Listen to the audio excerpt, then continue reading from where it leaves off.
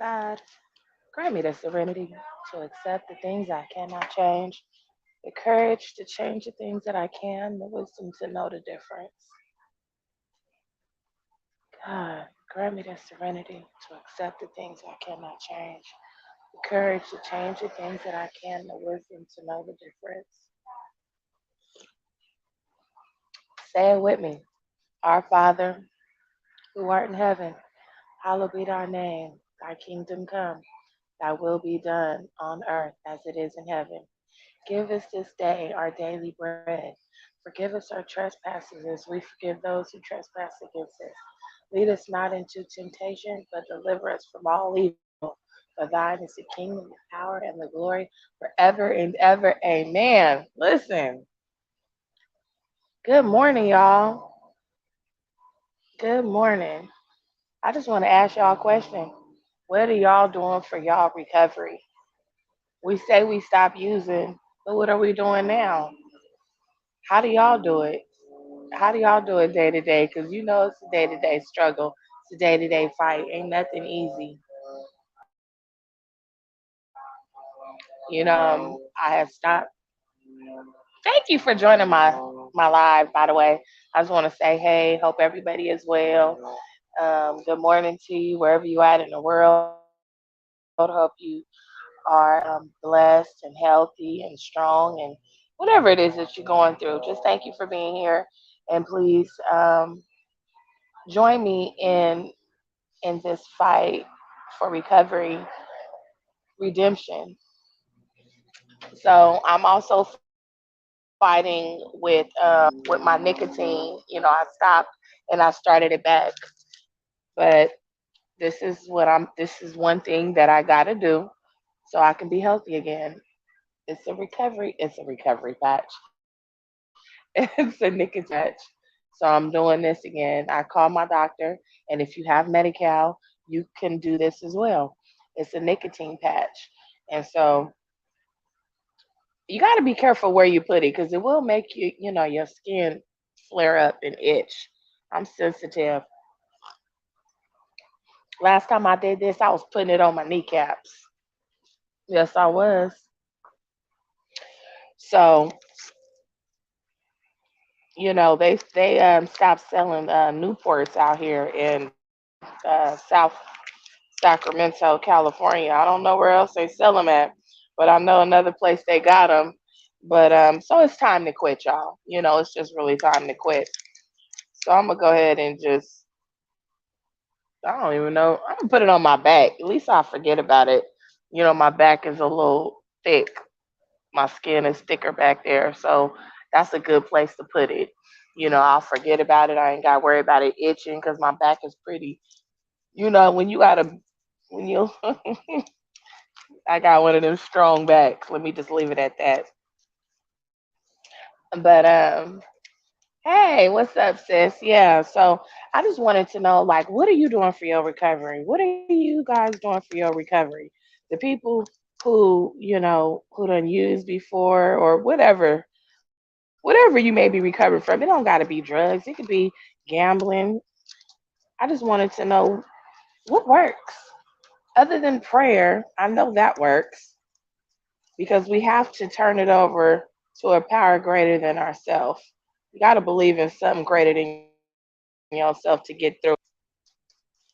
So I just wanted to know what works for y'all. I'm gonna share what's been working for me. Believe it or not, social media has been helping me heal through some things. Um, I really don't to write, spending more time with God. I know that's right. I really don't do a whole lot of writing, which I should, but I do a whole lot of vlogging. I haven't been vlogging too much lately because I kind of been at a little standstill, with being fired and this, that, and the other.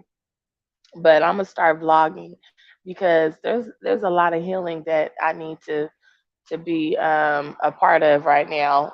Like when you get in recovery, just all kind of stuff start coming up. You know, you want to stop doing drugs. You want to start reuniting with your family. you start regurgitating all of that stuff that you've been suppressing for so long. Like this is the healing season. And so I've been doing a lot of posting and stuff like that. And I know a lot of people say, well, I don't post about my personal life. Well, guess what, boo? I post about my personal life, and I'm going to tell you because God didn't put me through whatever it is that I'm going through to keep it all to myself. I got to share it with somebody else. Everybody don't got that skill. Everybody can't share their story because they got pride, they got ego, they got good jobs. They don't want the world to know what they've been through. You know what I mean? Some of y'all been drugged through the dirt. You've been drugged through the dirt, baby, but you clean up so well, honey. Listen, I'm one of them ones who been drugged through the dirt, and guess what? That's why I'm on here sharing my story because I don't have too much pride. I don't mind sharing my story, you know. I don't have that good job yet, but one day I will. And what am I recovering from?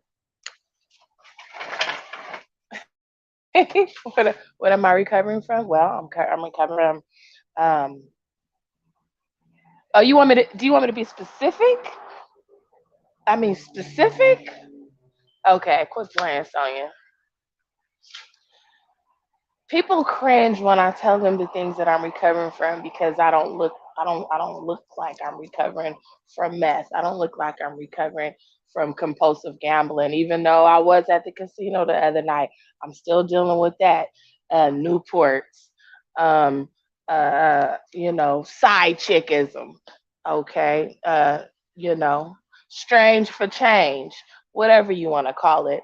I know about all of that. You ever been one of them girls that just like to party every weekend, party, party, party, meet a cute guy at the club. One of them too, you know. I mean, I'm recovering from all kind of stuff.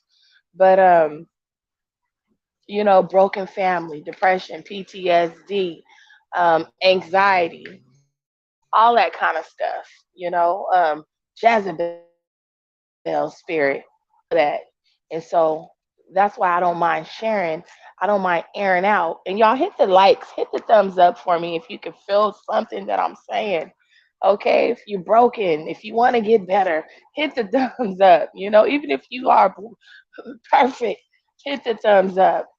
You know, um, Whatever it is that you're going through, you're gonna get through this. Thing is that it's best to share it with somebody else.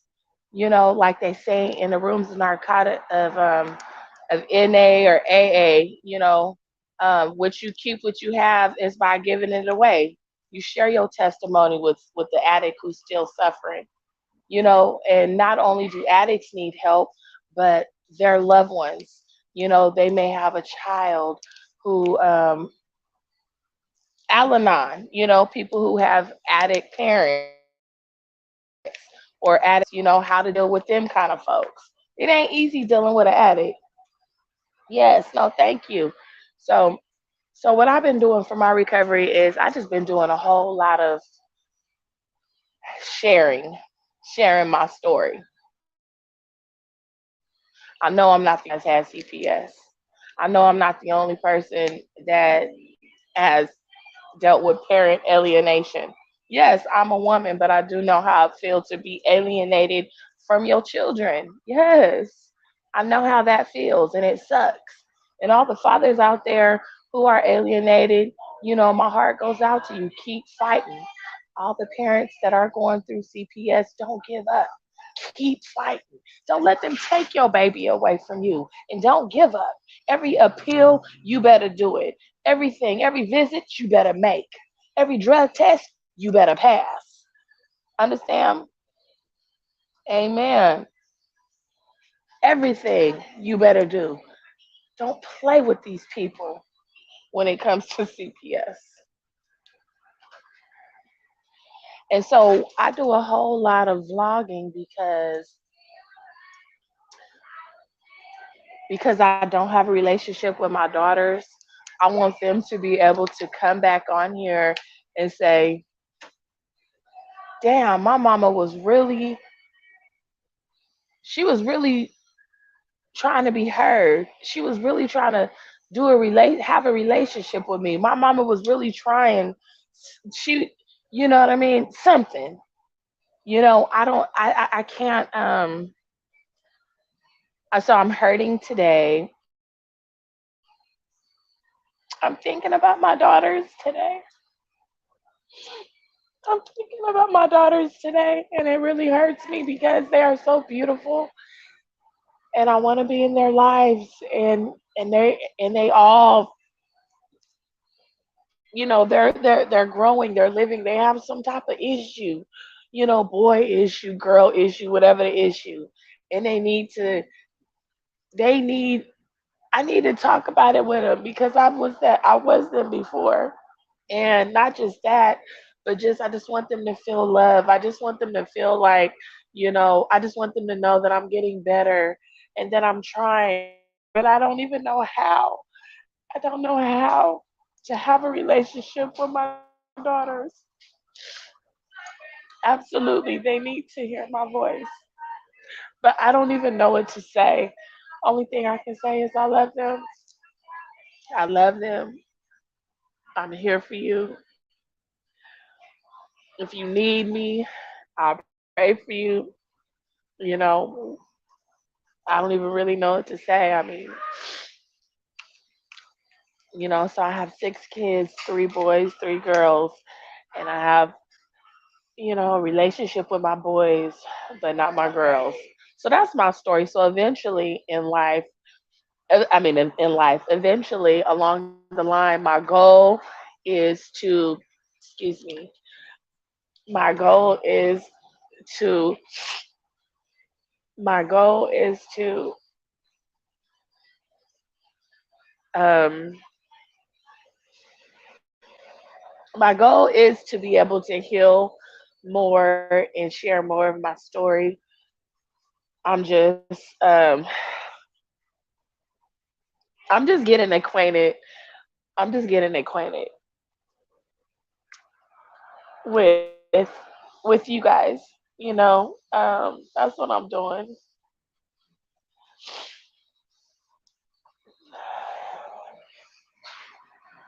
Okay, I didn't even know that, sis. I did not even know that. So you can understand where I'm coming from. And guess what? There are so many people that are going through the same thing. There's so many people that are hemorrhaging inside. There's so many people. And and trust me, I ain't no damn crybaby, but healing, crying and healing and all that's a part of the process.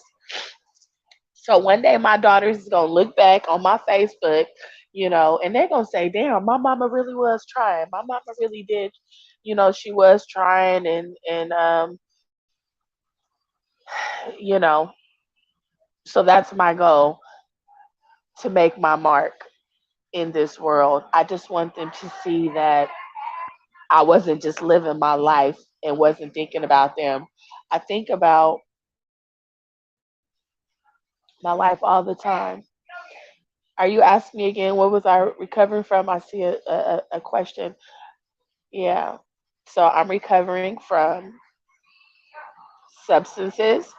I did e-pills. I did meth. I smoked weed, but it made me feel like I was Pookie in the chick coop. So weed was not my thing. But e-pills and meth, that was the thing that I had. Um, well, first it's okay. So first it starts out by first it started out by taking a line when I was younger. I did a little line with the homie, Rich Man's High. And then it was, ooh, this dance. Let's go ahead and pop us a pill. And then, and that was, I was also drinking alcohol and stuff like that. But when I ran out of pills, when I ran out of pills, I ran out of deals. And so what was left was meth, that was available. That was what was there. I went to the homie house and I was like, "What's up? I'm tired, I need some, I'm trying to keep this in." And what they had was the fully cocked drumstick. And so what I did was I tried that thing out and it was okay, you know. But meth is a drug that you don't do it over the weekend and it's over. So whoever thinks that, get that out your mind. You don't do no line and that's it. What it is that you do it and you keep doing it. It's not a drug because you're self-medicating. It's something that keeps you going. It's something that you, if you feeling bad, it's a mood enhancer. It's a mood stable. It's all this shit. Mood stabilizer. It make you feel normal. You know, I mean, damn, I'd be in the slumps. As soon as I did me some of that, I fell back levelized. That's the same shit Prozac do. I don't know if you have mental health issues. You know, what's meth? Meth is methamphetamine. Meth is the drug that Hitler gave his soldiers. Hitler did. That's the drug that people do when they want to. Y'all quit playing with me right now. You know what meth is. Meth is that drug that you don't want to take because when you take that, you that's when that crossover be happening. Meth will take you places that you don't want to go, baby. It'll take you that place that where you don't want to go. If you are a man, it can take you there. And then next thing you know, man, it's a sexual drug, is what they were told, is what's going on too. You know, it lowers your inhibitions. It'll have you doing some shit that you thought that you would never do. Yes, I've heard so many stories. I know so many truths what that damn thing will do. Yes, it will do you a line and then from the behind. Yes, that shit is real. Okay, so let's not take this thing. Let's not downplay what this situation is here. It's really real. But anyways, I'm not trying to get into a tangent about that. We kind of know what it is, you know. And the thing is that I know I'm bouncing all over here and there, but the thing is that a lot of people think that meth is a sex drug. Okay, so when you start doing meth, you start having sex. You don't want to stop having sex. You don't want to. You want to always do meth when you have sex because you got so many your body, your reward system. Your reward system when you have a regular orgasm, it shoots out 200 units of let's say dopamine. I think that's what the right name. I ain't no damn love doctor, but I'm gonna tell you the truth. I learned this in rehab. Okay, they say when you have regular sex, not intoxicated, when you have a regular orgasm, you get 200 units.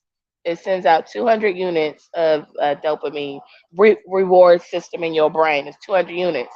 But when you put meth in your system, boom, it's like 2,000. That's the numbers they told me. You go from 200 to 2,000. And so that orgasm is euphoric. It is bam, it's on point. And so that's why a lot of people don't stop, especially older men. They want to keep, they don't want to lose that. They need that, and that thing give them that, and so therefore they be for so long in that lifestyle, and it's hard for them because if you don't use it, you'll lose it. But the way things are going now, I mean, people's dying left and right, stroke after stroke, heart attack after heart attack, congestive heart failure, fentanyl. Yeah, that shit is really real. People are really dying. People are really dying right close to you. You don't know what happened. Yes, and so remember, prevention is better than cure. If you don't pick up that sack, then you don't have to even worry about if it was fentanyl or whatever the hell all. You know what I'm saying? And and so that's one reason what made me want to stop using. That's kind of what made me want to stop because I was, oh, thank you, Jesus. It was really real, y'all. When you almost feel like you're going to die from taking your last hit, that shit will make you stop. You don't know if you done got some bad stuff or not. Your heart start beating fast. Your ankles are swelling up. You going to the doctor, not being truthful while you at the doctor. That's just my story. Everybody is different. Everybody is different. That's just me. Yes, thank you. Yeah, but I'm 44. I just turned 44. Hi. Good morning. So I just turned 44 years old. Yeah. Well, see, and I just thank God for that. God, he preserved me in one area because he knew I was gonna take a hit in another. So me stop using is the beginning of like my next life. But there's just different layers of this healing stuff that I know I gotta go through. You know, I gotta speak up on it. I gotta speak up on my family. I gotta speak on the stuff that's making me depressed, making me feel broken inside. I got to take the power out of it. You know what I'm saying?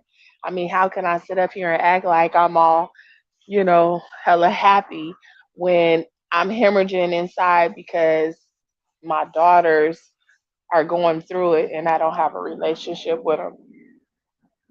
You know what I'm saying? Every time I get on social media, I'm just gonna confess right now. Every time I get on social media and I see, like girls I went to high school with or grew up with, and they post their daughters, you know, like I hemorrhage inside. You know what I'm saying? Makes me want to cry inside because I don't have a relationship at all with none of my daughters, and so I feel a little sad and depressed. But I got to come up out of that depression, and that's exactly what I'm doing. Because using again is not an option. Is not an option. Using is not an option. Period. Point blank. I know that if I use today, I'm gonna have to use tomorrow. You know why? Because I have kids. They're gonna be up early. I'm gonna be tired. And then, when you're using, you don't ever want to come down. You don't ever want to come down. All you want to do is keep up, keep up, keep up. But the thing is that your body can only take so much. And we are tricked.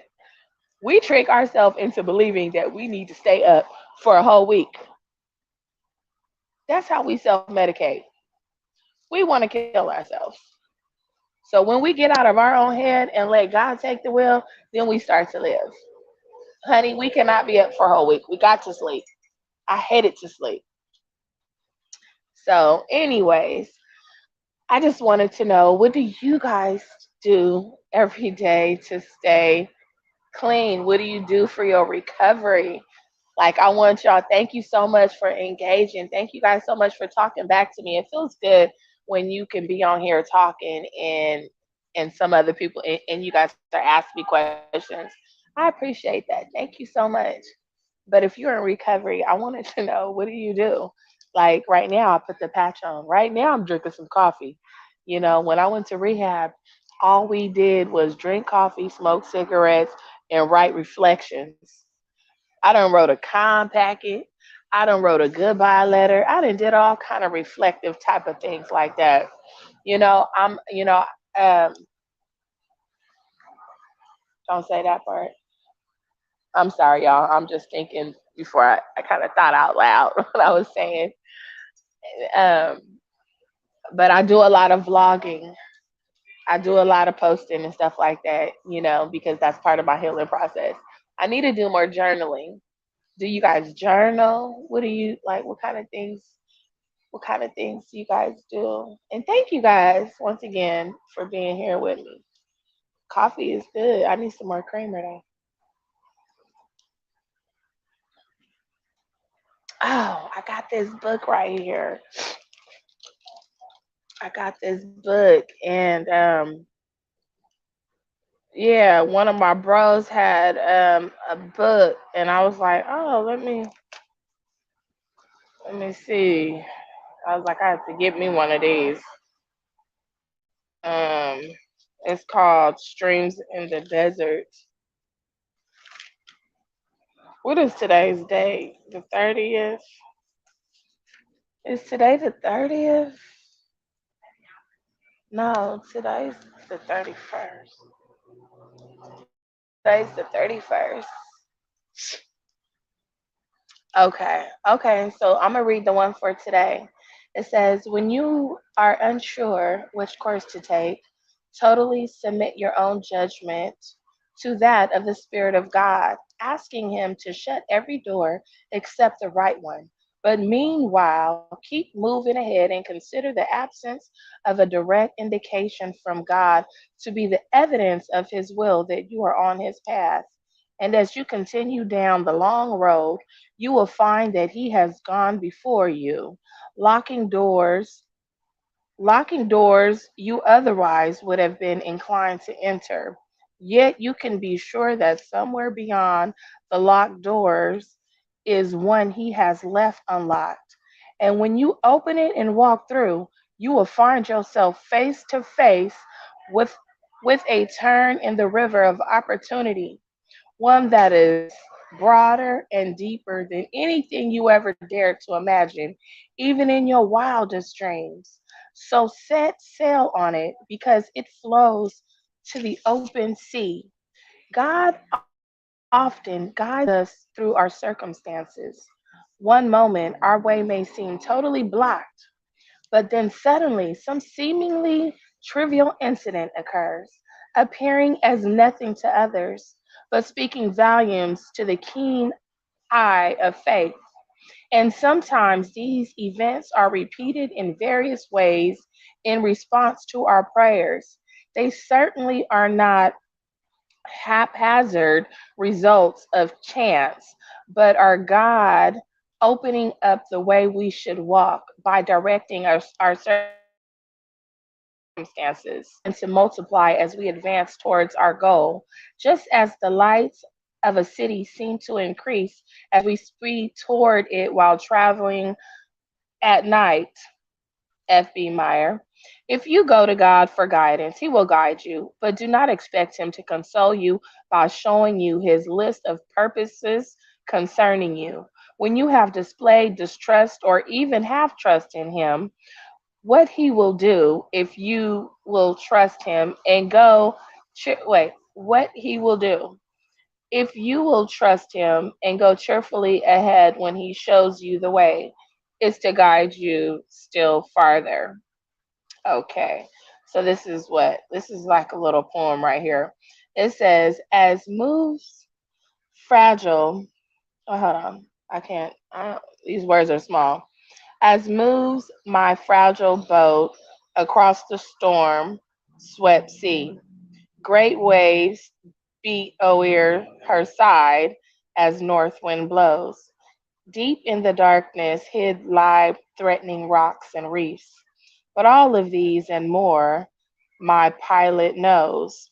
Sometimes when darkness falls and every light's gone out, I wonder to what port my frail ship goes. Although the night be long and restless all my hours, my distant goal, I'm sure my pilot knows. Thomas Curtis Clark. Okay, those are some long. Those y'all. Those are deep. Those words. There's some big words in there, but I get it. I get it. So this is streams in the desert. So one day at a time, y'all. That's all I want to say. Yeah. Hey sis, thank you so much. You too. So one day at a time, that's all that I can say. And I just want to say, y'all, look, be encouraged. You know, there is so much negative energy out there and negative this and negative that. I just want to share a little sunlight to you and just tell you to keep up the good work, keep being encouraged. Let's fight the fight together. And yeah, God bless you and have a blessed day. And thank you for tapping in with me.